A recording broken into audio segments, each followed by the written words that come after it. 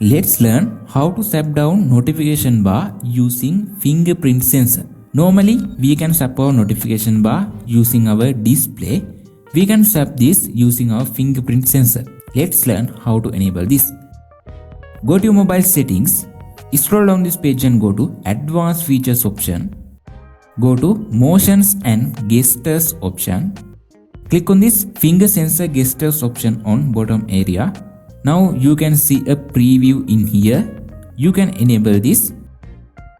Now when I tap my fingerprint sensor like this, I can open notification bar like this. I think this is very good feature to you. If you like this feature, you can enable it.